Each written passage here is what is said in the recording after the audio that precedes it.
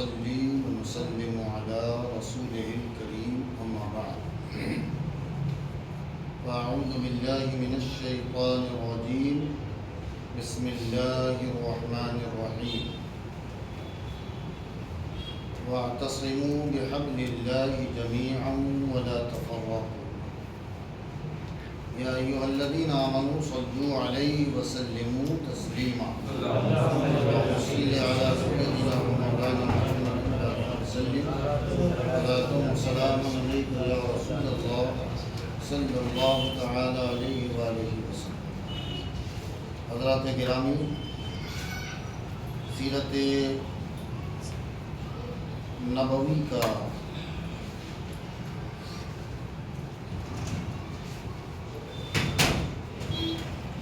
وہ حصہ جو واقعتاً افراط و تفریط سے پاک ہے اور جو سیرت ابن ہشام، سیرت النبی اور السیرت النبویہ لابن کثیر کی روایتوں سے ماخوذ ہے، ہم اس طرز پر جو معتمد اور مستند سیر و تاریخ کی کتابیں ہیں اس سے سیرت کو پڑھ سمجھ رہے ہیں اور سن رہے ہیں۔ کل تک جو بات تھی وہ حلف الفضول کی بات تھی، جو معاہدہ بعثت سے پہلے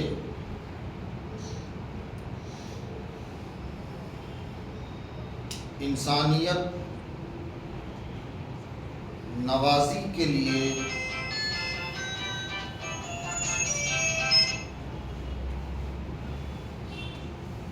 کیا گیا تھا۔ پیغمبر صلی اللہ علیہ وآلہ وسلم نے اسے بحال رکھا اور بعد میں بھی آپ نے اسے بحال رکھنے کی ترتیب فرمائی۔ ہم آج بعثت سے قبل کا کچھ حصہ بیان کریں گے اور اس کے بعد ہم جو اب تک بیان ہوا اس کا تجزیہ بھی انشاءاللہ کریں گے، اور اس تجزیے کے بعد عام طور پر یہ سوال آج بھی آیا تھا کہ ربیع الاول شریف کی 12ویں تاریخ کو پیغمبر صلی اللہ علیہ وآلہ وسلم کی ولادت ہوئی تو اس کی کوئی دلیل پیش کر دیں۔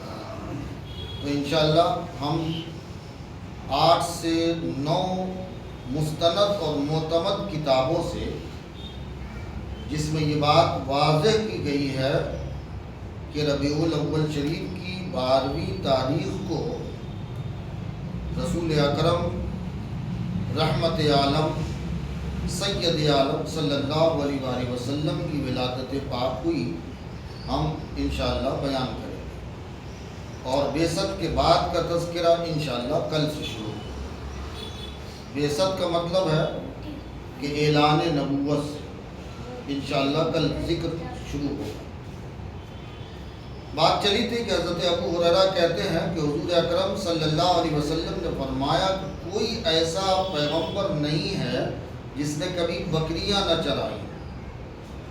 تو صحابہ کرام نے عرض کیا یا رسول اللہ آپ نے بھی؟ تو حضور اکرم صلی اللہ علیہ وسلم نے فرمایا ہاں، میں بھی اہل مکہ کی بکریاں چند قیرات کے معاوضے اور بدلے میں چرایا کرتا تھا۔ حضرت جابر بن عبداللہ کہتے ہیں ہم لوگ مقام زہران میں رسول اکرم صلی اللہ علیہ وآلہ وسلم کے ساتھ تھے تو ہم لوگ وہاں پیلو کے پھل چننے لگے وہ پیلو کا درخت ہوتا ہے نا جس سے آپ لوگ مسواک بھی کرتے ہیں، سنت بھی ہے، تو اس کے پھل چننے لگے۔ آپ نے فرمایا کہ سیاہ اور کالے پھل دیکھ کر توڑو، وہ زیادہ اچھے ہوتے ہیں۔ لوگوں نے کہا کہ آپ نے بھی بکریاں چرائی ہیں، جس سے آپ کو یہ بات معلوم ہوئی کہ کون سے رنگ کا پھل میٹھا ہوتا ہے اور کون میٹھا نہیں ہوتا۔ آپ نے فرمایا ہاں، کوئی ایسا نبی نہیں ہوا جس نے بکریاں نہ چرائی ہو، اور میں نے بھی بکریاں چرائی ہیں۔ حضور اکرم صلی اللہ علیہ وسلم کا شام کا دوسرا سفر آپ نے اس وقت کیا تھا جب آپ کی عمر پاک تقریباً 25 سال کی۔ اس زمانے میں کچھ لوگ جو قریش کے تھے وہ مزاربت کے اصول پر تجارت کرتے تھے۔ مزاربت سمجھتے ہیں آپ؟ بے مزاربت اس بے کو کہتے ہیں کہ جس میں دو آدمی شریک ہو، کسی تجارت میں اور بزنس میں دو آدمی شریک ہو، اور ایک کا پیسہ لگاؤ اور دوسرے کی محنت، اور پھر پروفٹ اور لاس میں وہ ایک دوسرے کو حصہ دیتا ہو، اس کو بے مزاربت کہتے ہیں۔ اس تجارتی سفر میں ایک بار ایسا ہوا کہ لین دین کے معاملے میں ایک شخص سے آپ کا کچھ اختلاف ہو گیا۔ اس نے کہا اے محمد، لات و عزا کی قسم کھاؤ۔ کیا کہا؟ ہاں، یہ لات و عزا بت تھے، کیا اس کی قسم کھاؤ، میں مان جاؤں گا؟ آپ علیہ السلام نے فرمایا کہ میں نے کبھی آج تک لات و عزا کی قسم نہیں کھائی۔ اگر کبھی اتفاقاً لات و عزا کے پاس سے میرا گزر بھی ہوتا تھا تو میں اس سے منہ پھیر لیتا تھا اور اعراض کر کے میں گزر جایا کرتا، لہذا میں کبھی تمہارے لیے لات و عزا کی قسم نہیں کھاؤں گا۔ بعثت سے پہلے بھی آپ اس طرح کے شرک سے، بد اخلاقی سے دور رہتے تھے۔ اس سلسلے میں حضرت ابو محمد عبد الملک بن ہشام نے ابن اسحاق، جو سیرت کی پہلی کتاب ہے، سیرت ابن اسحاق اپنے یہاں بھی موجود ہے۔ سیرت کی سب سے پہلی کتاب کا نام ہے سیرت ابن اسحاق، سیرت ابن اسحاق۔ ان کے الفاظ نقل کیے ہیں جو ابن ہشام نے نقل کیے ہیں۔ کیا کہ رسول اکرم صلی اللہ علیہ وسلم جوان ہوئے کہ اللہ آپ کی نگرانی اور حفاظت فرما رہا تھا، جاہلیت کی گندگیوں سے، آلائشوں سے اللہ تعالیٰ نے آپ کو بچائے ہوئے، کیونکہ اللہ چاہتا یہ تھا کہ وہ آپ کو عزت اور پیغمبری عطا فرمائے، یہاں تک کہ آپ اس نوبت کو پہنچ گئے کہ آپ اپنے قوم کے اندر مردانگی میں سب سے افضل اور ان میں سب سے بہتر اخلاق والے ہو گئے۔ وہ لکھتے ہیں کہ حسب و نسب میں آپ سب سے شریف تھے، ہمسائیگی میں سب سے اچھے تھے، پڑوس ہونے میں بھی آپ سب سے اچھے تھے، علم بردباری میں آپ سب سے اعلیٰ تھے، بات چیت میں آپ سب سے زیادہ سچے اور صادق تھے، اور اتنے سچے اور صادق ہو گئے کہ لوگوں نے آپ کا نام ہی امین رکھ دیا۔ یہ ہم کل پڑھ چکے۔ امانت داری میں آپ سب سے بلند و بالا ہو گئے۔ اس طرح برے اخلاق میں آپ سب سے زیادہ دور ہونے والے بندے تھے کہ لوگوں نے سمجھ لیا کہ بد اخلاقی کا نام محمد کے پاس سے بھی نہیں گزرتا، حتیٰ کہ مکے میں پورا مکہ آپ کو الامین کہہ کے پکارنے لگا، اور لوگوں نے نام بند کر دیا محمد کہنا، بلکہ آپس میں تذکرہ بھی لوگ کرتے تھے تو کہتے تھے الامین، محمد نہیں کہتے، کیا کہتے؟ الامین۔ ہم اس کا تذکرہ پہلے بھی کر چکے ہیں، یہاں ہم وہ تفصیلی گفتگو جو ہم نے پہلے کی ہے اس کا ایک تجزیہ کرتے ہیں۔ تجزیہ کس طرح کریں گے؟ حضرت حلیمہ کہتی ہیں ما شعرت انی حملت ما شعرت انی حملت به ولا وجدت له ثقلا کما تجد النساء. فرماتی ہے کہ جب میں حاملہ ہوئی تو پریگنینسی میں مجھے احساس ہی نہیں ہوا کہ مجھے حمل بھی ہوا ہے. اور دوسری عورتیں جو ثقل اور بوجھ پر سمجھتی ہیں یا ان کو محسوس ہوتا ہے، مجھے کبھی اس طرح کی باتیں محسوس ہی نہیں. پھر حضرت آمنہ کہتی ہیں وَأَتَانِي آتٍ وَأَنَا بَيْنَ النَّائِمِ وَالْيَقْظَانِ، ایک آنے والا آیا، میں سونے اور نیند کے درمیان تھی. فقال هل شعرت انك حملت، اے آمنہ تجھے شعور بھی ہے کہ تم حاملہ ہو؟ وَكَأَنِّي أَقُولُ مَا أَدْرِي، گویا میں کہہ رہی تھی کہ مجھے کچھ معلوم نہیں. تو اس نے کہا وَقَالَ أَنَّكِ حَمَلْتِ بِسَيِّدَةِ هَذِهِ الْأُمَّةِ وَنَبِيِّهَا، کہتی ہے کہ اس نے کہا کہ تجھے حمل ہے اور تو کس کو حمل دے ویسے حمل کرنے والی ہے معلوم ہے؟ وہ جو حمل تمہارے اندر ہے وہ اس امت کا سردار ہے، وہ جو تمہارے پیٹ میں ہے وہ اس امت کا پیغمبر ہے. فرماتی ہے وَذَلِكَ يَوْمُ الْاثْنَيْنِ، وہ دن پیر کا دن تھا. کیا فرماتی ہیں؟ وہ دن پیر کا دن تھا. علامہ ابن جوزی نے الوفا میں اس بات کا تذکرہ فرمایا. حضرت شفا کہتی ہیں قالت الشفا وَذَا مَا بَيْنَ الْمَشْرِقِ وَالْمَغْرِبِ حَتَّى نَظَرْتُ إِلَى بَعْضِ قُصُورِ الشَّامِ، میرے لیے پورب و پچھم کو روشن کر دیا گیا یہاں تک کہ میں نے شام کے محلات کو بھی دیکھے.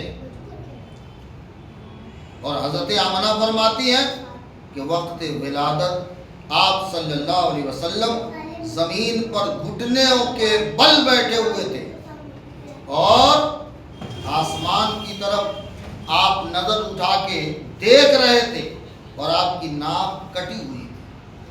علامہ عبد المصطفیٰ اعظمی صاحب رحمۃ اللہ تعالی علیہ نے اپنی مشہور زمانہ کتاب سیرت النبو میں اس بات کا ذکر فرمایا ہے. علامہ صاحب ضیاء النبی نے پیر اکرم شاہ رحمۃ اللہ تعالی علیہ جو پاکستان کے ہیں، انہوں نے ضیاء النبی جلد 2 صفحہ 72 پر لکھا ہے کہ دونوں ہاتھ پیغمبر کے زمین پہ ٹکے تھے اور سر آسمان کی طرف اٹھایا ہوا. بعض بزرگوں نے لکھا کہ اس کی وجہ کیا تھی؟ وجہ یہ تھی کہ دونوں ہاتھ زمین پہ ٹیکے تھے، سر آسمان کی طرف تھا. یعنی میں وہ پیدا ہوا ہوں کہ میری حکومت و سلطنت پوری زمین پہ ہوگی اور میری نظر آسمان پہ ہو. پیغمبر صلی اللہ علیہ وسلم یا کسی نبی سے محیر العقول واقعات پیش آتے ہیں. خلاف عقل اور خلاف عادت کچھ چیزیں ہوتی ہیں جو آپ کہتے نہیں ہے کہ فلاں ولی کی کرامت، یعنی وہ عمل خلاف عقل ہے، خلاف عادت ہے. تو ایسے ہی پیغمبر سے بعثت سے پہلے یعنی ان کے اعلان نبوت سے پہلے اگر کوئی چیز خلاف عادت خلاف عقل کوئی چیز صدور ہو اور محیر العقول واقعات کا صدور ہونا پایا جائے تو اس کو ٹرم اور اصطلاح میں کہتے ہیں ارہاس. یاد رہے گا؟ بولیے ذرا. ہاں، ارہاس کہتے ہیں. اور وہی محیر العقول واقعات اور وہ عمل جو خلاف عقل اور عادت ہو اور نبوت کے اعلان کے بعد ہوا ہو تو پھر اس کو کہتے ہیں معجزہ. جو آپ ہمیشہ سنتے ہیں کہ یہ رسول کا معجزہ کیا ہے. یہ معجزہ کا صدور کب بولا جاتا ہے؟ اعلان نبوت کے بعد. اور اعلان نبوت سے پہلے اگر ایسی چیزیں صادر ہوتی ہیں تو اس کو معجزہ نہیں کہتے، اس کو ارہاس کہتے ہیں. کیا کہتے ہیں؟ شکر نکالو باہر. اس کو ارہاس کہتے ہیں۔ پیغمبر صلی اللہ علیہ وسلم نے سب سے پہلے صہیبہ کا دودھ نوش کیا، جو ابو لہب کی لونڈی تھی، آپ تفصیل سے اس کا ذکر سنتے رہتے ہیں، پھر اپنی ماں کا، پھر حضرت حلیمہ سعدیہ کا۔ یہ مدارج النبوت کے حوالے سے علامہ عبد المصطفیٰ اعظمی صاحب نے سیرت النبوی میں تحریر فرمایا ہے۔ ضیاء النبی میں علامہ پیر اکرم شاہ رحمۃ اللہ تعالی علیہ صفحہ 65 جلد 2 میں لکھتے ہیں کہ سب سے پہلے آمنہ کا آپ نے دودھ پلایا، تھوڑا سا روایت میں اختلاف ہے، پھر آپ نے صہیبہ جو ابو لہب کی کنیز تھی، خولہ بنت منذر ام ایمن جو آپ کی کنیز تھی اور آپ کے باپ کو ملی تھی، آپ نے ان کا دودھ بھی پیا ہے، پھر کہا حلیمہ سعدیہ کا، اور پھر فرمایا کہ ایک عورت اور ہے جو بنی سعد میں سے تھی، اس خاتون کا بھی حضور علیہ السلام نے دودھ پیا ہے۔ یہاں ایک بات قابل غور ہے کہ بچپنے سے پیغمبر صلی اللہ علیہ وسلم کا شق صدر ہوا، یعنی آپ کا سینہ مبارک چاک کیا گیا۔ پہلے ہم وہ روایت دیکھ لیتے ہیں اور اس روایت کے بعد پھر ہم آپ کو سمجھائیں گے کہ حضور اکرم صلی اللہ علیہ وسلم کا شق صدر کتنی بار ہوا اور اس کی وجہ کیا کیا تھی۔ ثبت فی صحیح مسلم من طریق حماد بن سلمہ عن ثابت عن انس بن مالک ان رسول اللہ صلی اللہ علیہ وسلم وصرعه فشق عن قلبه فاستخرج القلب واستخرج منه لقة سوداء وقال هذا حفظ الشيطان ثم غسله بطشت من ذهب بماء زمزم ثم لأمه ثم أعاده بمكانه وجاء الغلمان يسعون إلى أمه وقال إن محمدا قد قتل فاستقبلوه وهو منتقع اللون۔ یہ علامہ ابن کثیر نے اپنی سیرت کی کتاب السیرۃ النبویہ میں ذکر فرمایا ہے۔ کیا کہتے ہیں کہ صحیح مسلم میں یہ بات ثابت ہے حماد ابن سلمہ کے طریق سے کہ حضور اکرم صلی اللہ علیہ وآلہ وسلم کے ساتھ یہ مسئلہ پیش آیا کہ آپ کے قلب انہر عطر کو چاک کیا گیا، پھر قلب کو نکالا گیا اور اس میں ایک کالا دھبا تھا، اسے باہر نکالا گیا اور کہا کہ یہ شیطان کا حصہ ہے، پھر اس کو دھویا گیا سونے کے طشت میں زمزم کے پانی سے، پھر اس کو سی دیا گیا اور سینے کے بعد پھر اسے اپنی جگہ پہ واپس کر دیا گیا۔ 2 یا چند بچے تھے جو ان کی ماں حلیمہ سعدیہ کے پاس دوڑتے ہوئے آئے اور انہوں نے کہا کہ محمد تو قتل کر دیے گئے۔ وہ لوگ دوڑے ہوئے آئے، حضور کو دیکھا کہ آپ کا چہرہ بدلا ہوا ہے۔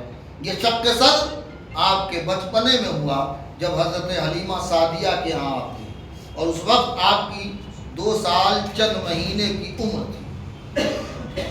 حضور کا شق صدر 4 مرتبہ ہوا ہے، ایک تو وہی جو آپ کو بتایا، تو یہ بچپنے میں اس کی حکمت کیا تھی؟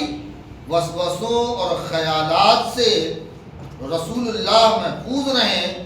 جن وسوسے سے بچے شرارت کرتے ہیں ان چیزوں کو قلب سے نکال دیا۔ 10 برس کی جب عمر ہوئی، ظاہر آپ جوانی کی دہلیز پہ پہنچنے کے ہوتے ہیں، نوجوانی ہوتی ہے، اس وقت میں شق صدر ہوا تاکہ جوانی کے پرآشوب شہوتوں کے خطرات سے آپ بے خوف ہو جائیں۔ تیسری مرتبہ جب غار حرا میں آپ تھے تو اس وقت میں آپ کا قلب اطہر نکالا گیا، اسے دھویا گیا تاکہ دل میں نور اور سکینے کو بھر دیا جائے، تاکہ اللہ کی وحی الہی کا بوجھ آپ برداشت کر سکیں۔ وحی الہی کے بوجھ کو برداشت کرنا کوئی آسان کام نہیں ہے۔ 4تھی مرتبہ آپ کا شق صدر ہوا وہ شب معراج کی رات میں، جب حضور معراج کے لیے جا رہے تھے تو آپ کا شق صدر ہوا تاکہ نور و حکمت کے خزانوں سے حضور کے قلب کو معمور کر دیا جائے۔ پھر جب بارگاہ الہی میں پہنچے تو اللہ کے کلام کی ہیبت طاری نہ ہو، اس لیے آپ کا شق صدر فرمایا اور دیدار الہی کے تجلیات کے متحمل ہو سکیں، اس لیے آپ کا قلب اطہر اس وقت بھی چاک کیا گیا، اسے صاف اور ستھرا کیا گیا۔ ہم تجزیہ پھر کرتے ہیں۔ 6 سال کی عمر ہوئی، حضرت آمنہ حضور کو لے کر یثرب یعنی جو مدینہ، اس کا پرانا نام کیا تھا؟ یثرب، وہاں گئی۔ حضرت عبداللہ کی قبر کی زیارت کے لیے گئی۔ آپ کی وہ کنیز ام ایمن جن کا نام برکہ تھا وہ بھی ساتھ میں تھی۔ 1 ماہ تک مقیم رہے اور پھر ہجرت کے بعد اکثر حضور علیہ السلام اس بات کا ذکر فرمایا کرتے، یہ ماں کے سفر کا ذکر، کیونکہ اسی میں ماں کا انتقال بھی ہوا تھا، تو آپ اس کا ذکر اکثر کیا کرتے۔ پھر اس کے بعد وہ مقام ابوا میں آپ کی والدہ کی طبیعت ناساز ہوئی، وہیں ان کی موت واقع ہوئی، وہیں مدفون ہوئی۔ پھر ام ایمن جو آپ کی کنیز تھی وہ لا کے عبد المطلب کے یعنی آپ کے دادا کے سپرد انہوں نے کر دیا۔ 8 سال کی عمر میں ہم نے پڑھا ہے کہ عبد المطلب کا انتقال، اس وقت عبد المطلب کی مختلف روایت کے مطابق 140 سال کی عمر یا 110 سال کی عمر تھی۔ قصی کے قبر کے پاس عبد المطلب مدفون ہوئے۔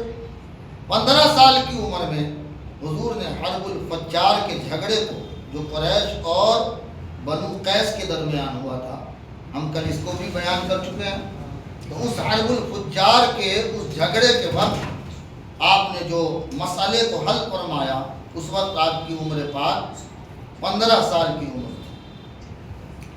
ابو طالب جو آپ کے چچا تھے اور حضرت علی کے والد تھے، آپ ان کی پرورش اور پرداخت میں آ گئے۔ یہ واضح کر دوں آپ کو کہ جناب ابو طالب تقریباً 42 سال، کتنے سال؟ 42 سال حضور کی خدمت اور کفالت میں، حضور کی کفالت اور خدمت 42 سال کی ہے۔ 11 وہ بعثت اور 66 سال کی عمر میں وہ رحلت فرما۔ 20 سال کی جب عمر حضور کی ہوئی تو آپ نے معاہدہ حلف الفضول کیا، جس کی تفصیل ہم کر چکے ہیں کل، اور قحط سالی کا زمانہ تھا، اور آپ نے اسی وقت میں دعا کے لیے ہاتھ اٹھایا تھا اور بارش کی تھی کہ بڑے بڑے عرب کے سرداران بارش کی دعائیں کر رہے تھے مگر بارش نہیں ہو رہی تھی، تو حضور علیہ السلام نے دعا فرمائی اور آپ کی دعا سے بارش ہوئی۔ 25 سال کی عمر میں حضور علیہ السلام نے حضرت خدیجہ بنت خویلد سے نکاح کیا، اور یہ 25 سال کی عمر میں کیا، اور یہ نکاح میں 25 سال رہیں، تو 25 سال کی عمر میں کیا اور 25 سال رہی، دونوں کو پلس کیجئے کتنے؟ حضور کے 50 سال تک حضرت خدیجہ نکاح میں رہیں، اور آپ نے اس بیچ میں درمیان میں کسی سے کوئی نکاح نہیں کیا۔ اور سفر جو آپ نے دوسرا کیا تھا اسی عمر میں کیا تھا، اور وہ سفر شام کا تھا، سیریا کا تھا۔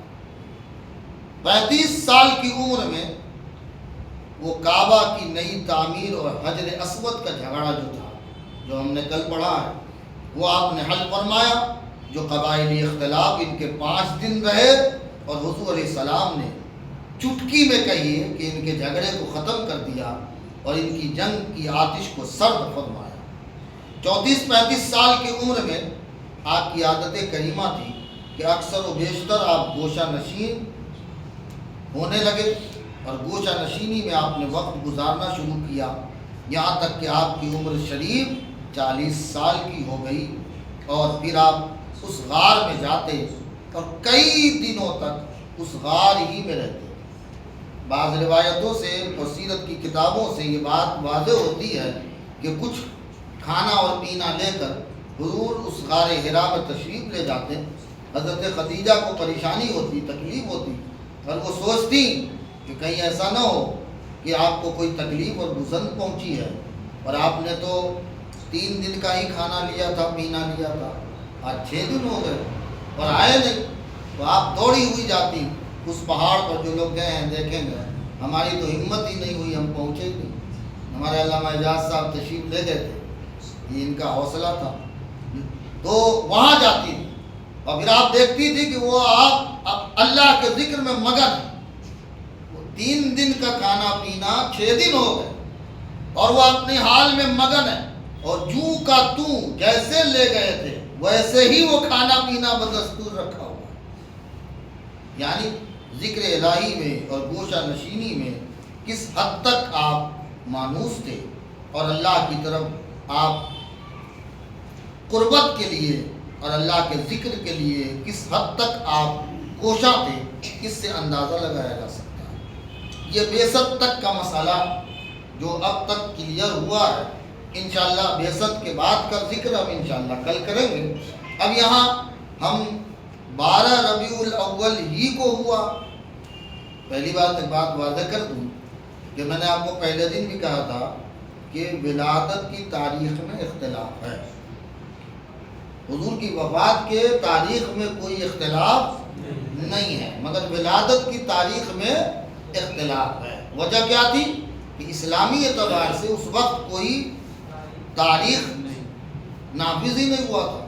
یہ تو حضرت عمر کے زمانے میں ہجری سن کا ایجاد ہوا، آپ کے لیے وہ موقع اور محل کے اعتبار سے لوگ یاد رکھتے تھے۔ جیسے حضور کے لیے کہ حضور علیہ السلام کب پیدا ہوئے، تو لوگوں نے کہا واقع فیل کے 50 دن بعد، جب کعبے پہ ابرہا نے حملہ کیا تھا اس کے کتنے دن بعد؟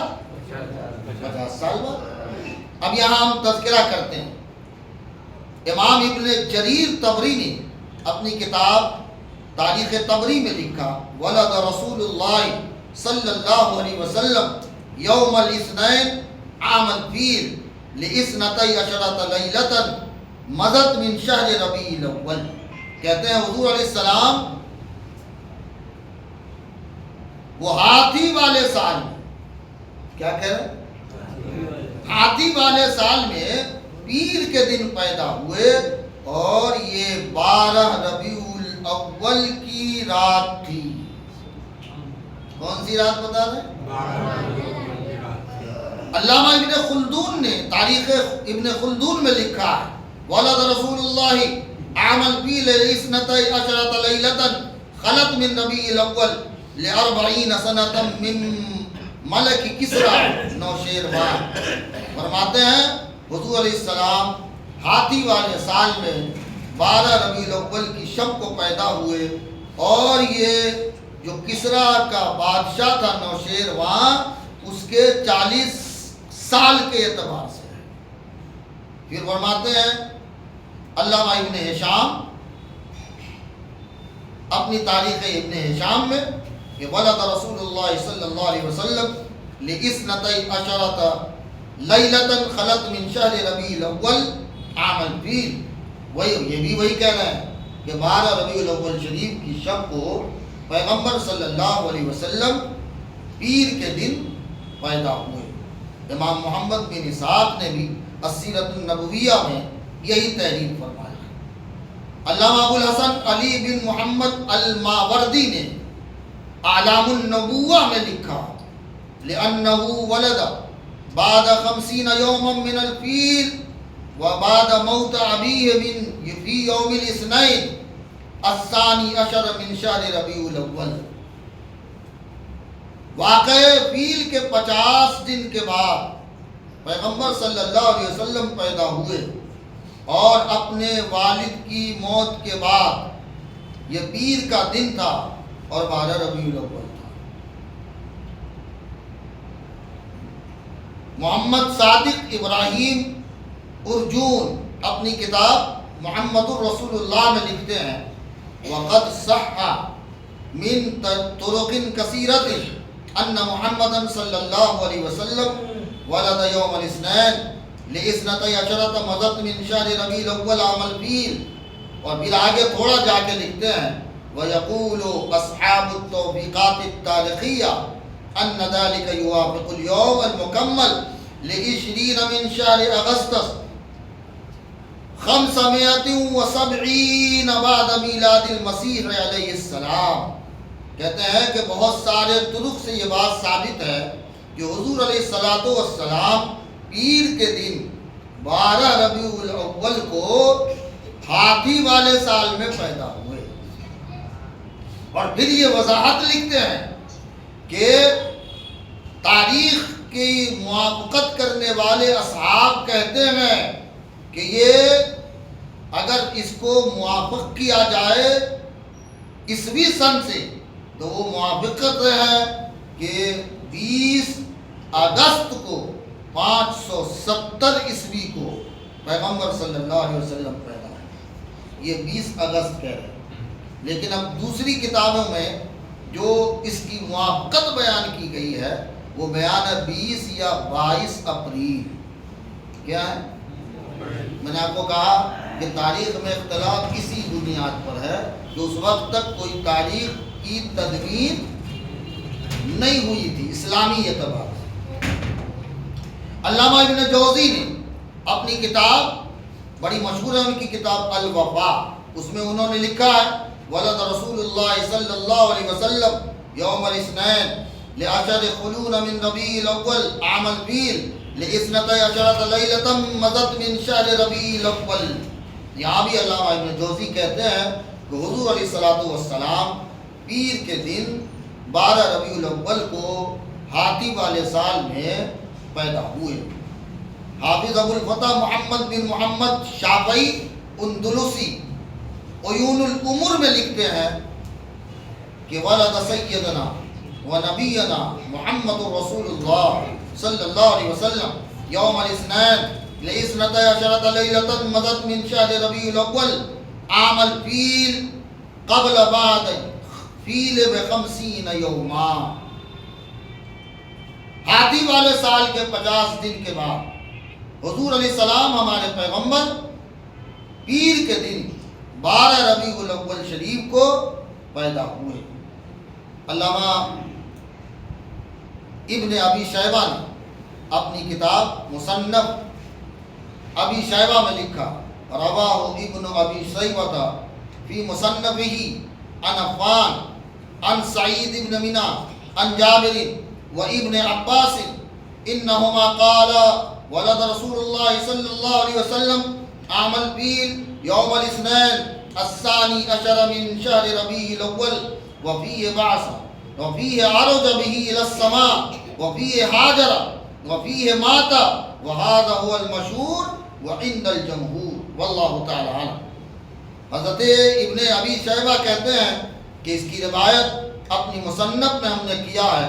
روایت ہے عفان سے، وہ روایت کرتے ہیں سعید سے، وہ روایت کرتے ہیں جابر اور عبداللہ ابن عباس سے کہ حضرت جابر رضی اللہ تعالیٰ عنہ اور عبداللہ ابن عباس ان دونوں نے فرمایا کہ رسول اللہ صلی اللہ علیہ وسلم ہاتھی والے سال پیر کے دن 12 ربیع الاول کو اس خاکدان گیتی پر تشریف لائے. اور پھر فرماتے ہیں کہ اسی میں حضور علیہ السلام کی بعثت ہوئی، یعنی اسی پیر کے دن حضور علیہ السلام نے اپنے نبی ہونے کا اعلان فرمایا. اور پھر فرماتے ہیں کہ اسی پیر کے دن حضور علیہ السلام کو اللہ تعالی نے آسمان پر معراج کرایا. پھر فرماتے ہیں اسی پیر کے دن حضور نے مدینے کی طرف ہجرت فرمائی.